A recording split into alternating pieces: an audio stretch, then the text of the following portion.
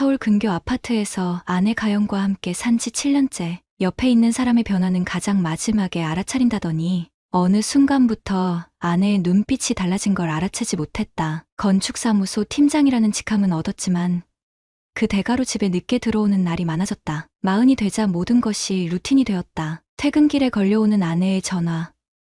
오늘은 일찍 들어와요? 라는 물음에 늘 같은 대답. 미안해. 오늘도 늦을 것 같아. 지난 겨울 아내가 자영업을 준비한다며 요리교실을 다니겠다고 했을 때도 깊이 생각하지 않았다. 전공과 무관한 일을 시작한다는 것에 의문이 있었지만 평소처럼 그래, 하고 싶은 거 해라는 말로 대화를 끝냈다. 내 대답이 그녀에게 어떤 의미였는지는 그때 알지 못했다. 20대 후반에 만나 결혼한 가영은 언제나 내 모든 선택을 존중했다. 아이를 갖지 않기로 한 결정도, 교회로 이사 온 것도 그래서일까. 가끔 그녀의 눈에서 뭔가 꺼져가는 것 같다는 느낌을 받을 때면 그저 피곤해서 그런가 보다 넘겼다. 요리교실을 다니기 시작한 후 아내는 분명 달라졌다. 전에는 없던 활기가 느껴졌다. 가끔 카카오톡 알림음에 미소 짓는 모습을 보았지만 회사 업무에 파묻혀 그 변화를 깊이 생각할 겨를이 없었다. 오늘은 무슨 요리 배웠어? 저녁 식사를 하며 무심코 던진 질문에 아내의 눈이 반짝였다. 토마토 리소토야. 선생님이 재료를 손으로 느껴야 한다고 하다가 말을 멈췄다. 그냥 맛있었어. 종이에 그린 설계도면처럼 명확하게 계량하고 계산하는 것이 편한 나와 달리 가영은 언제나 감각적이었다. 레시피도 없이 감으로 요리하는 아내가 이제는 정확한 레시피를 배우는 게 신기했다. 그날 밤 늦게 잠자리에 들며 아내의 핸드폰 화면에 잠깐 떠오른 메시지를 보았다. 오늘 수업에서 손이 떨리셨어요. 마음이 흔들리면 칼도 흔들립니다. 무슨 일 있으신가요? 누구의 메시지인지 묻지 않았다. 아내의 사생활을 존중한다는 명목하에 실은 대화가 길어질까 피한 것인지도 모른다. 건축도면과 예산안 사이에서 하루를 보내는 내게 감정에 관한 대화는 언제나 어려웠다. 주말 아내는 요리 연습을 한다며 주방에 오래 머물렀다. 평소라면 텔레비전을 보거나 각자 휴대폰을 들여다보며 보냈을 시간. 마늘 향이 집 안을 가득 채울 때 문득 아내에게 다가가 보았다. 뭘 그렇게 열심히 해?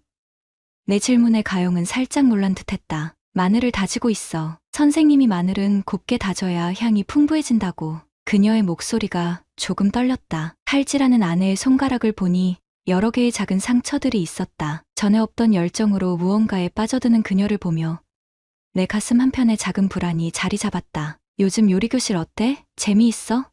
오랜만에 내가 먼저 물었다. 아내는 잠시 칼질을 멈추고 창밖을 바라보았다.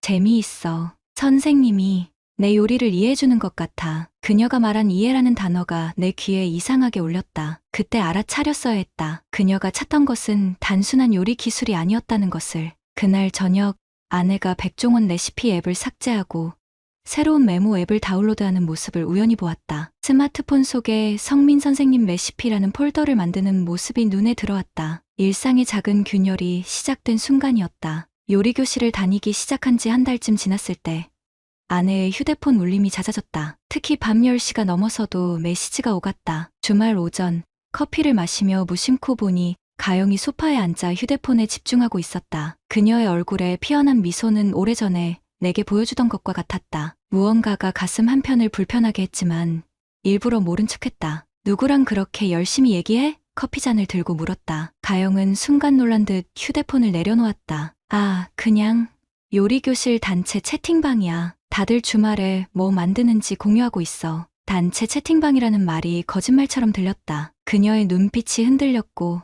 목소리에 작은 떨림이 있었다. 하지만 직접 확인하는 것은 그녀의 사생활을 침해하는 것 같아 그냥 넘겼다. 어쩌면 내 무관심이 이 모든 일의 시작이었을지도 모른다. 주중에는 늦게 귀가하는 일이 계속되었다. 하루는 문득 궁금해져서 퇴근 시간을 물었다. 요리 수업 언제 끝나? 8시에 끝나요. 근데 오늘은 수업 후에 다들 레시피 공유하는 시간이 있어서 조금 늦을 것 같아. 레시피 공유라. 요리교실이 끝나는 8시부터 집에 들어오는 10시까지.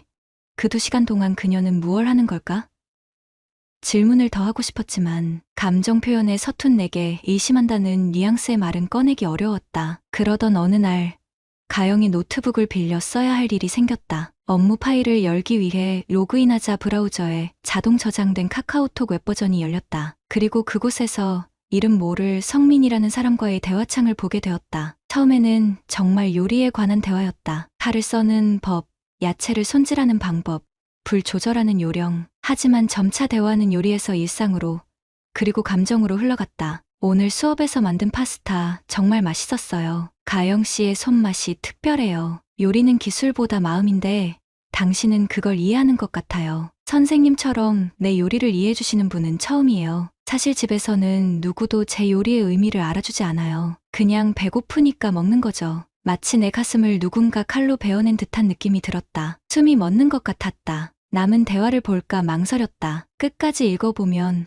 어쩌면 별거 아닐지도 모른다는 생각에 스크롤을 내렸다. 가끔은 누군가에게 이해받고 싶은 마음이 들어요. 당신과 이야기할 때면 제가 더 온전한 사람이 된 것 같아요. 저도 그래요. 가영 씨와 요리할 때가 가장 편하네요. 당신의 손끝에서 진심이 느껴져요. 손끝에서 느껴지는 진심. 7년 동안 함께 살면서 나는 그녀의 손끝에서 무엇을 얼마나 느꼈던가. 그녀가 만든 음식을 맛있다고 말했지만 그 안에 담긴 마음을 읽으려 한 적이 있었나. 이 성민이라는 남자는 요리 수업 몇 번 만에 내 아내의 마음을 꿰뚫어 본 것인가. 노트북을 덮고 창밖을 바라보았다. 도둑질한 것 같은 죄책감과 배신감이 뒤섞여 가슴을 짓눌렀다. 이게 불륜인가? 직접적인 육체적 관계는 없었을 테지만 어쩌면 더 깊은 곳에서 내 아내의 마음이 다른 남자에게 기울어지고 있었다. 주말이 되었다. 가영은 또다시 요리 연습을 한다며 주방에 오래 머물렀다. 이번엔 양파 썰기에 몰두해 있었다. 모니터를 보며 작업하듯 그녀는 휴대폰을 켜놓고 수시로 화면을 확인하며 칼질을 이어갔다. 누구 메시지 기다려? 무심한 척 물었다. 아내는 잠깐 멈칫했다. 아니, 그냥 타이머 맞춰놓은 거예요. 그날 저녁 가영이 샤워하는 동안 테이블 위에 놓인 그녀의 휴대폰이 울렸다. 화면을 훔쳐보지 않으려 했지만 자동으로 떠오른 미리 보기 메시지가 눈에 들어왔다. 오늘 만든 요리 사진 보내주세요. 당신 손길이 담긴 음식이 궁금해요. 성민. 메시지를 읽는 순간 전에 없던 분노가 치밀었다. 하지만 그 분노를 어떻게 표현해야 할지 몰랐다. 감정을 말로 표현하는 것이 서툰 나는 아내에게 물어볼 말을 찾지 못했다. 그저 침묵 속에 가라앉는 내 마음을 느꼈다. 이제 나는 매일 밤 잠들기 전 아내가 식탁에 올려놓은 음식들을 다시 생각해본다. 그 안에 담긴 메시지를 읽으려 노력한다. 미처 보지 못했던 것들, 그녀의 손끝에서 흘러나온 무언의 신호들, 그리고 수요일과 금요일 요리교실이 있는 날이면 일부러 일찍 퇴근해 집 근처에 머문다. 아내가 걸어가는 방향, 누구와 함께 있는지 확인하고 싶은 마음이 들지만 끝내 나는 주차장에 앉아 그녀의 귀가만을 기다린다. 가끔은 핸드폰을 꺼내 오늘은 일찍 들어갈게라는 메시지를 쓰다가 지우기를 반복한다. 두려움이다. 아내를 잃을 것 같은, 이미 잃어버렸을지도 모른다는 두려움. 그리고 더 깊은 곳에서는 이 모든 상황이 어쩌면 내 잘못은 아닐까 하는 의문이 자라고 있었다. 그날 이후로 집에서의 일상은 겉으로 보기에 평범했다. 아침 식사, 출근 인사, 저녁 메시지. 하지만 내 안에서는 이전에 느껴보지 못한 감정들이 소용돌이쳤다. 의심, 분노, 상실감. 그리고 가장 깊은 곳에서는 두려움. 내가 놓치고 있는 것은 무엇인지, 이미 늦어버린 것은 아닌지. 주중에 회사에 있는 동안에도 머릿속은 온통 아내의 메시지로 가득했다. 도면을 그리는 중에도 문득 그 성민이라는 남자의 얼굴을 상상했다. 부드러운 말투로 아내의 요리를 칭찬하고 그녀의 감정을 읽어주는 남자. 내가 하지 못했던 모든 것을 해주는 사람. 팀장님, 이 설계안 검토해 주셨나요? 동료의 말에 흠칫 놀라 정신을 차렸다. 일에 집중하지 못하는 나 자신이 낯설었다. 감정에 휘둘리는 것이 얼마나 비효율적인지 새삼 깨달았다. 하지만 멈출 수 없었다. 금요일, 아내가 요리교실에 간 시간에 일부러 일찍 퇴근했다. 집에 돌아와 침실 서랍을 뒤지는 내 모습이 스스로도 낯설었다. 이런 행동이 옳은지 망설이다가도 아내의 메시지들이 떠올랐다. 정당화하기 위한 핑계였을까?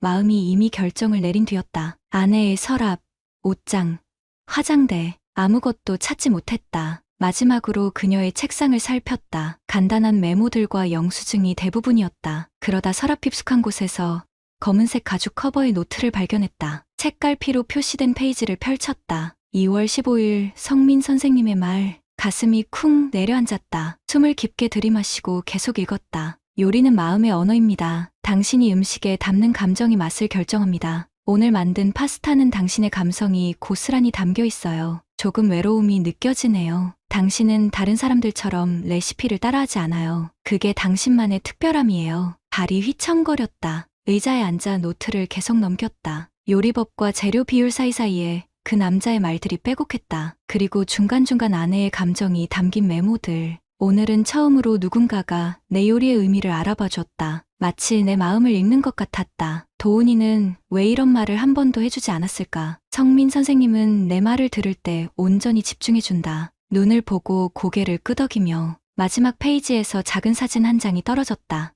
요리교실에서 찍은 단체 사진. 아내 옆에 서 있는 남자가 눈에 들어왔다. 40대 초반으로 보이는 남자, 부드러운 미소를 짓고 있었다. 그리고 사진 뒷면에는 연필로 희미하게 쓰인 글씨. 내 요리를 이해해준 첫 번째 사람에게. 사진을 내려놓는 내 손이 떨렸다. 이것이 불륜인가? 그래, 육체적인 관계는 없었을지 모른다. 하지만 이미 아내의 마음은 내게서 멀어지고 있었다. 어쩌면 가영의 마음은 내가 돌아오지 못할 만큼 먼 곳으로 가버린 건 아닐까. 갑자기 기억 한 조각이 떠올랐다. 결혼 초기, 아내가 처음 만든 파스타를 먹으며 내가 한 말. 맛있네. 소금 간은 조금 더 하면 좋겠다. 그게 전부였다. 그녀의 눈에 스친 실망감을 그때는 알아채지 못했다. 지금 생각해보니 그녀는 내게 맛 평가가 아닌 다른 것을 기대했던 게 아닐까. 노트를 덮고 원래 있던 자리에 조심스레 돌려놓았다. 마치 상처를 들여다보고 난 후 다시 붕대를 감는 기분이었다. 서둘러 모든 것을 제자리에 정리했다. 아내가 돌아오기 전에 아무 일도 없었던 것처럼 보여야 했다. 부엌으로 걸어가 냉장고를 열었다. 가영이 준비해둔 저녁 반찬들. 매일 먹던 것들인데 왠지 오늘은 다르게 보였다. 이 음식들 속에 그녀가 담은 메시지는 무엇이었을까? 나는 그동안 듣지 못했던 그녀의 무언의 외침을 이제야 알아차린 걸까? 가스레인지 위에는 아내가 아침에 사용한 듯한 칼과 도마가 놓여 있었다. 손잡이를 잡아보니 묘하게 따뜻했다. 그녀의 손길이 남아있는 것 같았다. 문득 칼을 들고 마늘을 다져보고 싶어졌다. 서툰 손놀림으로 마늘을 자르기 시작했다. 나는 건축도면을 그릴 때 정확하고 날카롭지만 부엌에서는 초보자나 다름없었다. 현관문 열리는 소리가 들렸다. 급하게 칼을 내려놓고 거실로 나갔다. 오늘은 일찍 왔네요? 가영이 놀란 표정으로 물었다. 응. 오늘은 일이 일찍 끝났어. 그녀의 눈을 똑바로 바라보려 했지만 시선이 자꾸 흔들렸다. 아내의 손에 들린 작은 종이봉투가 눈에 들어왔다. 미소요리 교실이라는 로고가 찍혀 있었다. 무슨 재료 샀어? 아무렇지 않은 척 물었다. 아, 이건 다음 수업에 쓸 특별한 올리브 오일이에요. 선생님이 추천해 주셨어요. 선생님. 더 이상 듣기 싫은 단어였다. 입술을 꽉 깨물었다. 아내의 눈빛에서 무언가 다른 감정이 스쳐 지나갔다. 기쁨? 설렘? 아니면 죄책감? 읽을 수 없었다. 그날 밤, 가영이 자는 동안 나는 천장을 바라보며 생각했다. 이제 어떻게 해야 할까? 직접 물어볼까? 하지만 그녀가 모든 것을 부인하면? 아니면 그저 침묵으로 이 고통을 삼켜야 할까? 결국 선택은 내가 해야 했다. 그러나 그 선택이 우리의 7년 결혼 생활을 어떻게 변화시킬지 그 생각만으로도 가슴이 무너지는 듯했다. 사흘이 지났다. 아내의 노트를 본 이후 내 안에 무언가가 무너져 내리고 있었다. 회사에서도 업무 회의 중 멍하니 창밖을 바라보다 동료들의 시선에 겨우 정신을 차리곤 했다. 밤에는 가영의 숨소리를 들으며 잠들지 못했다. 그녀의 꿈속에서는 누가 나타날까 하는 어리석은 질문이 머릿속을 맴돌았다. 목요일 아침, 가영의 휴대폰에 메시지가 왔다. 신호음을 듣자마자 그녀는 서둘러 화장실로 향했다. 메시지를 확인하는 모습이 훤히 보였다. 이제는 더 이상 의심이 아니었다. 그녀의 행동 하나하나가 증거였다. 화장이 평소보다 진했고 오랫동안 사용하지 않던 향수를 뿌렸다. 나에게 보여주기 위한 변화가 아니라는 것쯤은 나도 알 수 있었다. 오늘은 요리교실 없지? 무심한 척 물었다. 아, 오늘은 잠시 머뭇거리다가 그녀가 말을 이었다. 사실 추가 수업이 생겼어요. 특별 강의라서 꼭 가봐야 할 것 같아서. 거짓말이었다. 그녀의 눈동자가 흔들렸고 말끝을 흐렸다. 내 가슴 속에서 분노가 끌어올랐지만 목소리는 담담했다. 그래? 그럼 저녁은 내가 해결할게. 아내의 눈빛에 안도감이 스쳤다. 그녀가 현관을 나서자마자 창문으로 달려가 그녀의 뒷모습을 지켜봤다. 요리교실 방향이 아닌 반대편으로 걸어가는 가영. 어디로 향하는 걸까? 누구를 만나러 가는 걸까? 그날 저녁, 아내는 예상보다 일찍 돌아왔다. 얼굴에는 미소가 있었지만 눈가에는 피로가 느껴졌다. 평소와 다른 점이 또 하나 있었다. 요리 재료가 담긴 봉투가 없었다. 특별 강의에서 아무것도 배우지 않았단 말인가. 수업은 어땠어? 내 질문에 그녀는 잠시 당황했다. 아, 그냥 이론 수업이었어요. 재료 손질보다는 요리 철학 같은 거, 또 다른 거짓말. 마치 칼로 베이는 것처럼 날카로운 고통이 가슴을 찔렀다. 술을 마시고 싶었다. 평소 술을 즐기지 않는 내가 위스키 한 잔을 따랐다. 아내는 의아한 눈길로 나를 바라봤다. 오늘 무슨 일 있었어요? 가영이 조심스럽게 물었다. 별거 아니야. 그냥 좀 마시고 싶어서. 저녁 식사 시간. 아내는 평소보다 더 열심히 요리했다. 마치 죄책감을 음식으로 덮으려는 듯했다. 테이블에 올려진 음식들은 평소보다 정성이 담겨 있었다. 특히 내가 좋아하는 된장찌개와 제육볶음이 눈에 띄었다. 식사 중 나는 그녀의 레시피 노트에서 본 문구가 떠올랐다. 음식에 담긴 감정이 맛을 결정한다. 오늘 저녁의 맛은 어떤 감정이었을까?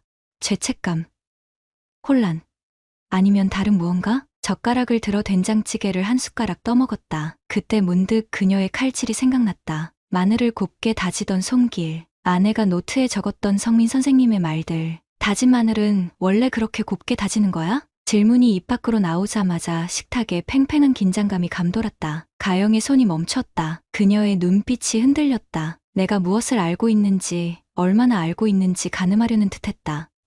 그건 요리 선생님한테 배운 거예요. 그녀의 목소리가 미세하게 떨렸다. 요리 선생님. 가영의 입에서 나온 이 말을 들을 때마다 내 심장이 조여드는 듯했다. 우리 사이에 침묵이 내려앉았다. 할 날보다 더 예리한 침묵이었다. 다른 질문도 쏟아내고 싶었다. 그 선생님이랑 오늘 뭐 했어? 왜 나한테 거짓말을 해? 내가 부족한 게 뭐야? 하지만 모든 질문은 목구멍에 걸려 나오지 않았다. 아니, 나오지 못하게 억눌렀다. 그 대답을 들을 준비가 되어 있지 않았기 때문이다. 밥을 다 먹고 나서 가영이 설거지를 하는 동안 나는 거실 소파에 앉아 그녀의 뒷모습을 바라봤다. 한때는 그 뒷모습만 봐도 가슴이 따뜻해졌는데 지금은 마치 먼 섬처럼 다가갈 수 없는 거리감이 느껴졌다. 가영의 휴대폰이 울렸다. 진동 소리가 식탁 위에서 울려 퍼졌다. 그녀는 급히 손을 닫고 달려와 휴대폰을 집어들었다. 화면을 보는 순간 그녀의 표정이 밝아졌다가 문득 내 시선을 느끼고 굳어졌다. 누구야?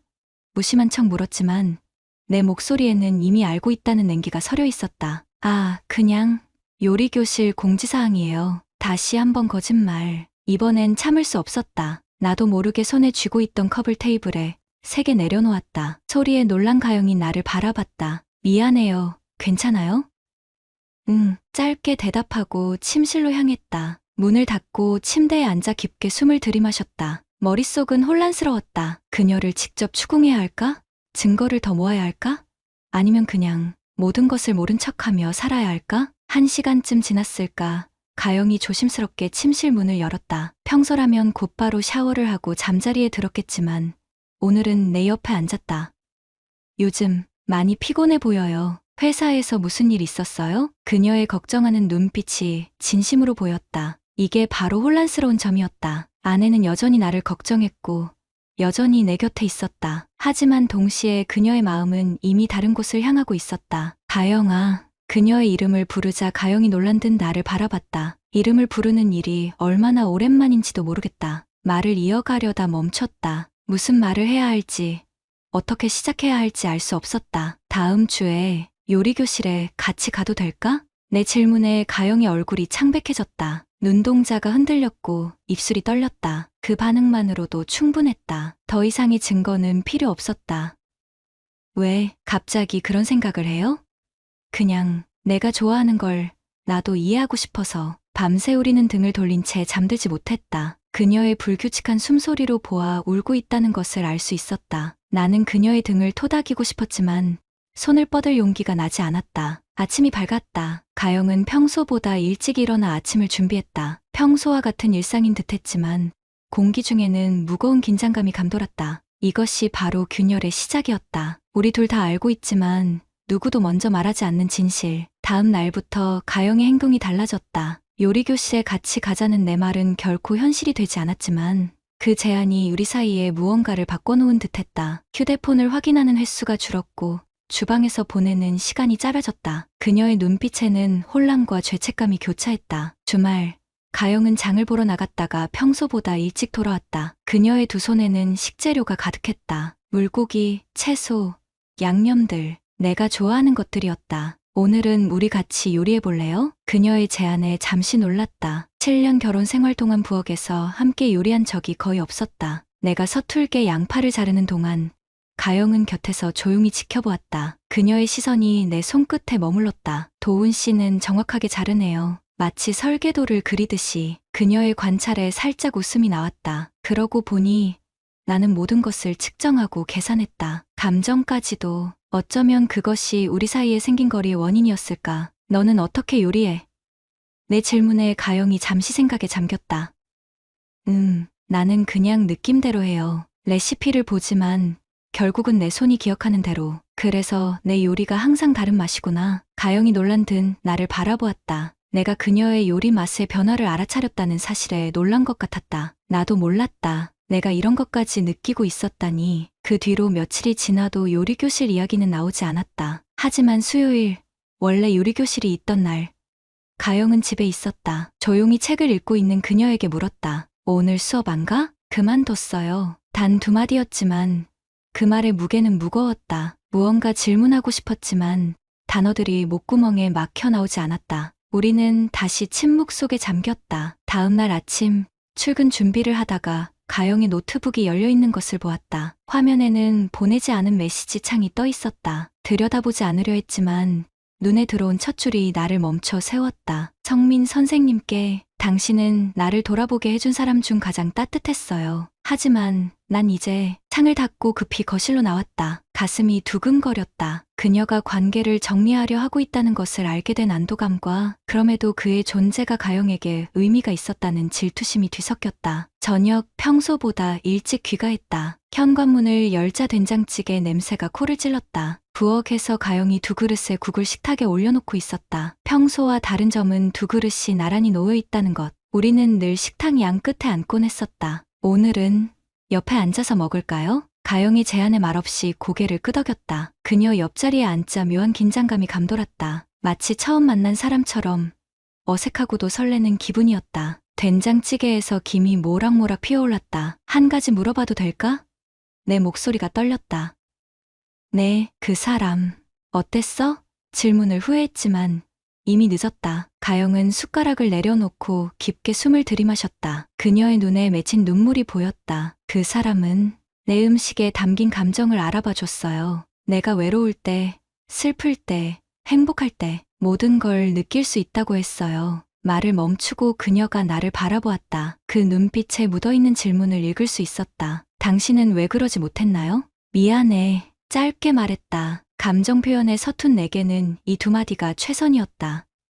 나도 미안해요. 그녀의 손이 테이블 위에서 떨렸다. 말없이 식사를 이어갔다. 된장찌개는 여전히 따뜻했다. 국물에서 피어오르는 김이 우리 사이의 무거운 공기를 조금씩 녹여갔다. 다음 날 퇴근 후 마트에 들렀다. 평소라면 하지 않았을 행동이었다. 식재료 코너에서 마늘을 집어들었다. 집에 돌아와 조용히 부엌으로 향했다. 가영은 거실에서 책을 읽고 있었다. 도마 위에 마늘을 올리고 칼을 들었다. 서툰 손놀림으로 마늘을 다지기 시작했다. 곱게 다지는 방법을 알지 못해 크기가 제각각이었다. 뭐 하는 거예요? 뒤에서 가영의 목소리가 들렸다. 그냥 마늘을 다지는 법을 배워보려고. 잠시 침묵이 흘렀다. 그러다 가영이 내 옆에 와서 조용히 칼을 받아들었다. 이렇게 하는 거예요. 칼날이 아니라 칼등으로 눌러서 으깨고 그 다음에 다지는 거예요. 그녀의 손놀림을 유심히 지켜봤다. 놀랍도록 섬세했다. 평소 내가 눈여겨보지 않았던 세계가 내 눈앞에서 펼쳐지고 있었다. 나 이제 요리교실에 다시 안 갈 거예요. 내 때문에 그만둘 필요는 없어. 진심이었다. 아니요. 내 선택이에요. 가영이 손을 멈추고 나를 바라봤다. 난 다른 교실을 찾을 거예요. 우리가 함께 다닐 수 있는 곳으로. 말없이 고개를 끄덕였다. 가영의 제안은 우리 관계가 아직 끝나지 않았음을 의미했다. 복잡한 감정이 가슴을 채웠다. 안도감, 두려움, 그리고 희망. 한 달 후. 우리는 새로운 요리 교실에 등록했다. 부부 요리 클래스였다. 서로의 눈을 보며 이야기하는 법을 조금씩 배워가고 있었다. 가끔은 어색하고 가끔은 슬펐지만 무엇보다 우리는 함께였다. 오늘 저녁 가영과 나는 식탁에 마주 앉았다. 두 그릇에 된장찌개가 놓여 있었다. 국물에서는 여전히 김이 모락모락 피어올랐다. 아직 뜨겁지는 않지만 식지도 않은 온도. 우리의 관계처럼 내가 먼저 손을 뻗어 그녀의 손을 잡았다. 감정 표현에 서툰 내가 할 수 있는 최선의 언어였다. 가영의 눈에 맺힌 눈물이 빛을 받아 반짝였다. 우리는 말없이 숟가락을 들었다. 때론 침묵도 치유가 될 수 있다는 것을, 그리고 시간이 필요하다는 것을 서로 알고 있었다. 우리는 아직 식지 않았다. 하지만 끓지도 않는다. 그저 함께 있다. 구독자님들, 오늘 사연 댓글로 공유해 다른 분들과 함께 의견 나눠보세요. 저도 읽어보며 소통하겠습니다.